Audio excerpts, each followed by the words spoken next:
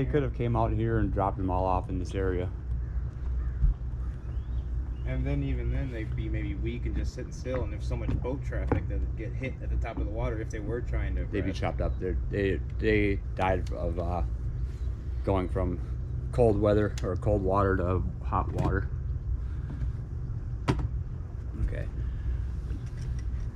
Welcome back to the channel, everybody. We are fishing Mississippi River Pool 8, and we're a little disappointed because we are coming across a lot of dead bass. There's just the tournament finished here on Thursday, and I'm assuming they released the fish somewhere in this area. It was an MLF tournament, and we've come across some bass that were probably 4 or 5 pounders easy, so, and more than a limit of bass. But so I'm guessing they released them right in this area, and a lot of them died. So this whole bay right here is just covered in dead fish, dead largemouth bass, and we know they're tournament bass because of the size, and none of them are small fish, they're all big fish. But that's really too bad, you know. They claim that they have a 98 or 99% release rate, but when they release them from their cold water tanks in their release boat to water that's, what is it right now? It's 80 degrees. It was warmer this last week than it is now.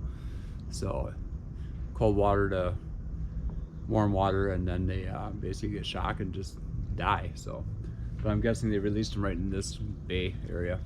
But anyway, we're gonna keep trying to catch fish and see what happens. This video might be just dedicated to dead bass, so we'll see.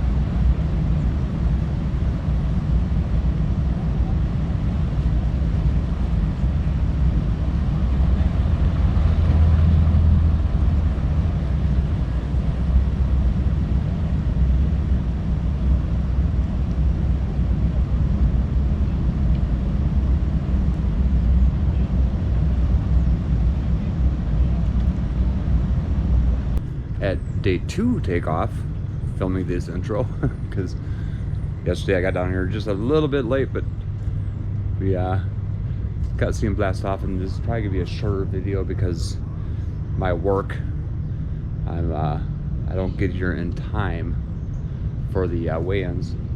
Hopefully I do here shortly, hopefully today, and hopefully tomorrow as well.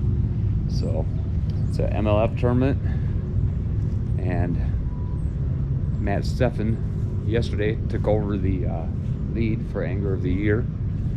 So it'll cut down to, it's like 150 boats today, I think, and yesterday, and it'll cut down to 50 will be the cut line. And they're all down at the bridge taking off. Most of them are going up to pool 7, so they'll go through the locks, and some of them, after they check in to leave, they some of them will be turning around and coming back and fishing the Black River end of pool 8.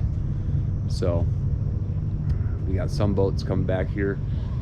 They've probably already been checked, got their numbers, and weigh-ins start about 3:30. But I have to go to Iowa today, so hopefully I'll be back in time. But anyway, here's a few of the boats come back in to come down here. They have to go all the way up to that train bridge up there and check in for the morning.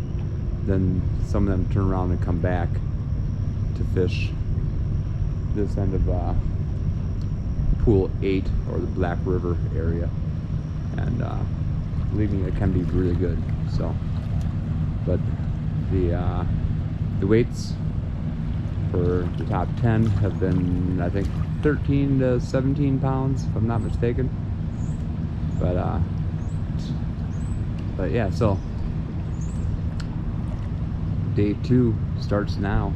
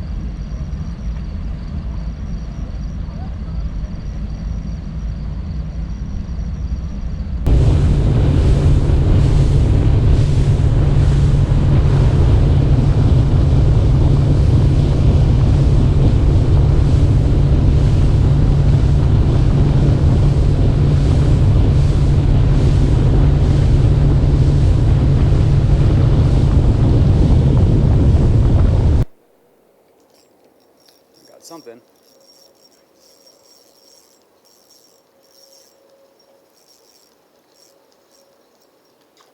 Whoa. It was a gar.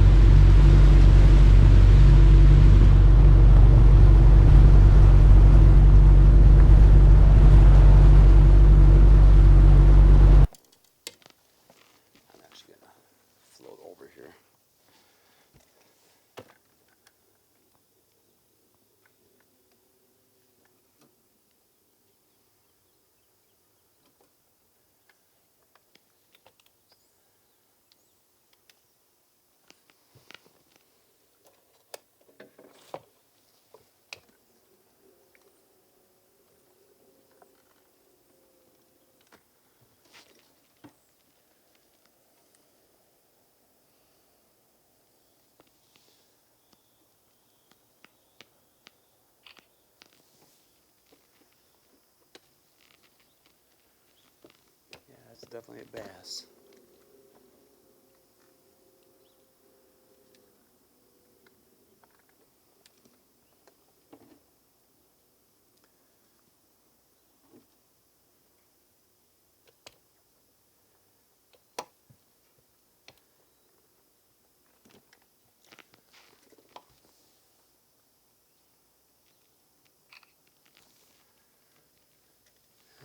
size bass too.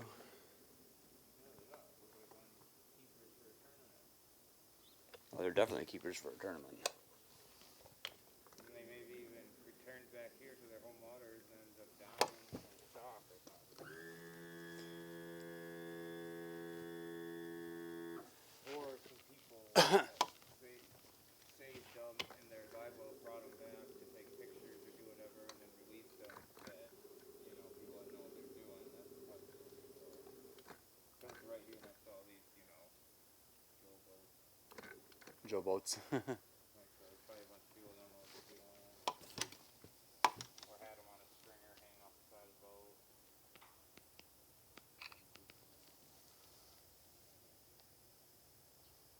Yeah, it's a big bass. It's like a 4-pounder there.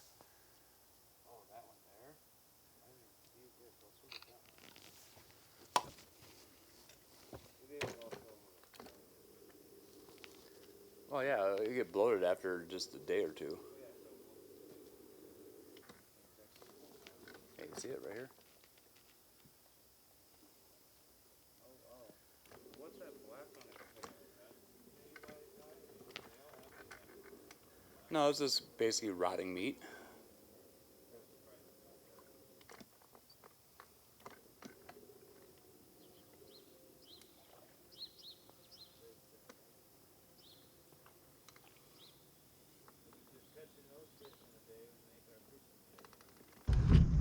Yeah, that looked like a carp because it's huge.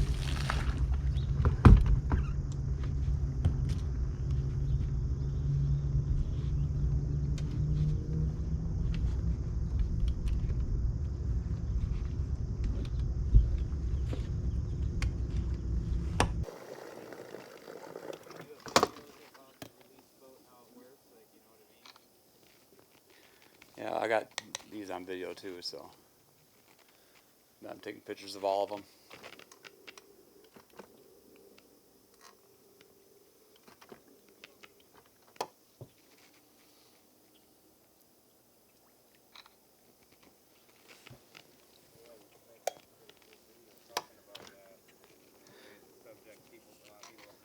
Oh, we're videoing right now, so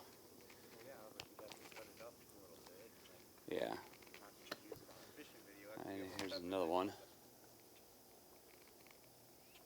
That's a 5-pounder. Jeez. I seen something over here. It was a big fish. I don't know if it was. Yeah, that's a big old head. Yeah. Yeah, those are good sized fish. Let's see what this one is.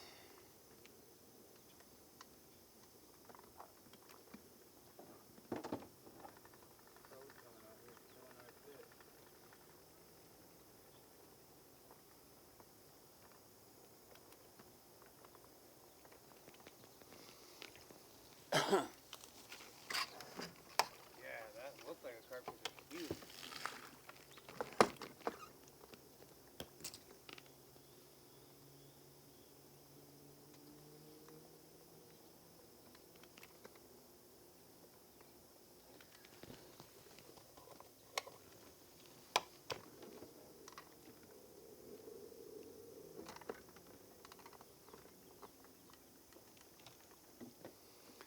Wow, that's a smallmouth. I don't know if it's a largemouth or smallmouth, but that's White belly, have a more brown top. that's a big fish. Holy smokers! You don't see them that size usually in the river, and you're not going to see that one again in the river. My hand's like 8 inches. Well, that video is kind of a little disturbing, unless you don't mind looking at dead fish, but it this was a MLF tournament that happened on Tuesday, Wednesday, and Thursday, and I was not able to attend the weigh-ins. Now, don't get me wrong, I love going to the Bassmaster tournaments, big bass tournaments, MLF tournaments, and there's tournaments all the time on pool 7, 8, and 9 of the Mississippi River, and so we have to kind of do the best we can fishing when we're fishing in the river, and because the tournament anglers catch a lot of fish, and so a lot of bass we catch have been hooked before. But with this particular tournament, being that it was held on Tuesday, Wednesday, and Thursday, and I was not able to attend the weigh-ins, and the temperatures that week were in the mid-90s. I think one day it was actually pushing 100 degrees. Water temperatures on that Sunday when my son and I were out was like around 80 something degrees.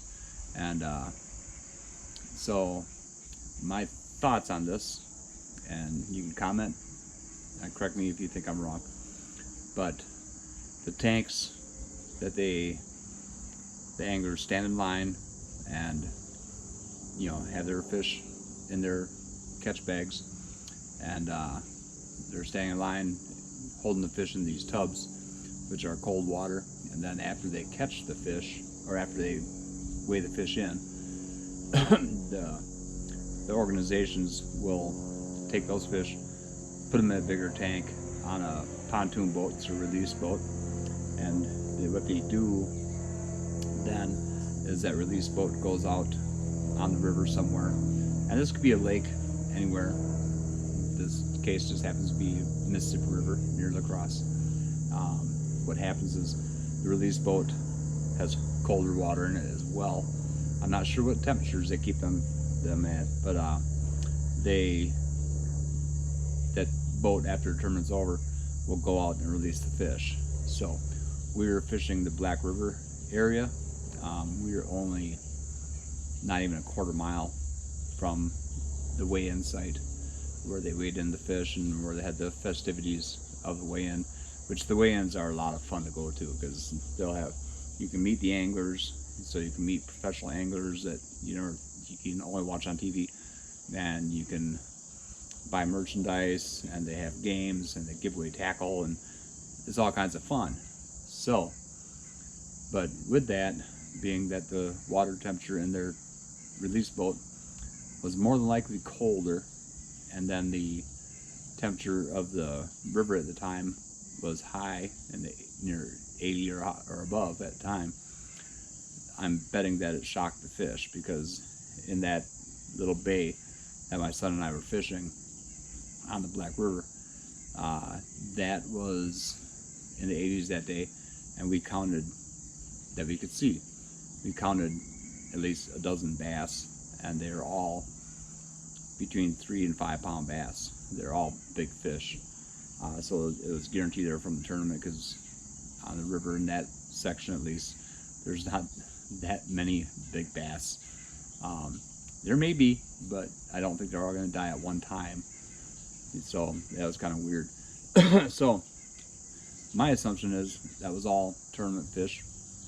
And when you talk to locals and get on message boards and the Facebook groups and stuff, there's other people that say that a lot of fish die after these tournaments. So my personal opinion, I enjoy going to these tournaments, watching them, meeting professional anglers, even if it's not a professional tournament, just watching the weigh-ins, because it's a lot of fun. You get to see the quality of fish that a lot of people can catch. I haven't learned the river good enough to catch fish that size yet, but hopefully soon.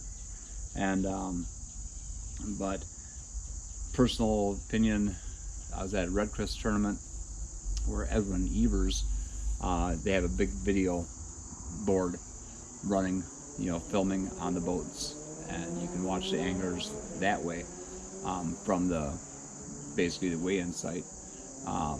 But there's no weigh-in, but they'll give out trophies and stuff when the tournament's over.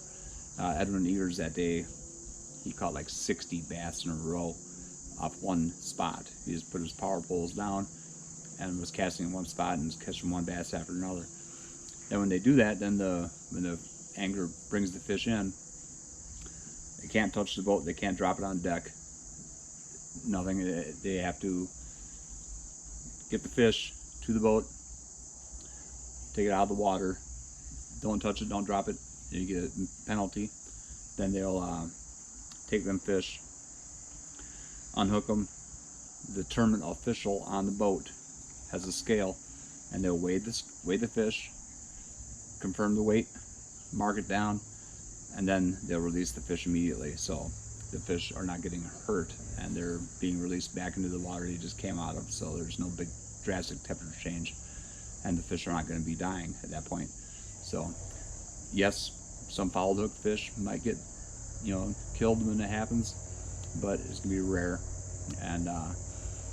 And like kayak anglers, they have the measuring board. They'll lay their fish on the measuring board, take a picture of it, confirm the length, release the fish immediately, and so they go on total length rather than weight. So maybe there's another way where each angler can be issued a scale on the boat where they can catch the fish, document it with a GoPro or what have you on their boat, or some sort of live camera. But a lot of times they're out of distance for Wi-Fi signals and stuff. So, but document it on a GoPro camera, or GoPro style camera, and they could weigh the fish, confirm the weight, or some of these scales actually will hold the weights in them, but they have to be videotaped in some sort or some way, weighing that fish so they can confirm the weight, so people can't be cheating that way. But then release them immediately. So, but still have the pomp and circumstance with the weigh-in site and trophy, where they're handing out the trophies and, you know, stuff like that, and bringing the anglers up on stage and having meet and greets and stuff like that. It'd be a lot of fun still. So you tell me if you think that these tournaments may be hurting your home waters, whether it's down south, whether it's up north, anywhere where they're holding bass tournaments. You know, there's the big walleye tournament scandal where the guys weighted the fish. I can't really see that happening with bass, but there's situations which we can get into forever about people cheating one way or another. But anyway, that's throw a comment down, let me know what you think, and you know, about these tournaments, if they're hurting our fisheries or if they're, you know, helping them.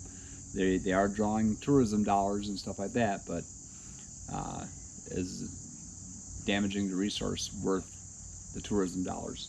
So just my opinion is I enjoy the tournaments, love Bassmaster, love MLF, you know, all the different organizations, the college series, the high school series, you know, everything. And you know, it just gives amateurs a chance to actually fish. Then there's all the local tournaments too, which local tournaments that I've fished, like Wednesday nighters, Tuesday nighters, stuff like that, is basically one fish, and the longest fish, or, you know, this weights, you know, are what wins. But them fish are released immediately back into the same water without having the whole holding tanks on a pontoon boat, you know, type thing. They're basically released at the ramp. But to me, there has to be a better way to do it and still have, you know, the celebrity status of the tournaments happening. So, but I'm just kind of babbling on. I'm out here working on tackle, getting stuff ready so my son and I can get back out fishing again soon. So again, hope you enjoyed this video. Whether you liked it or not, click that like button, click that subscribe button, leave a comment, and we hope to see you on the next one.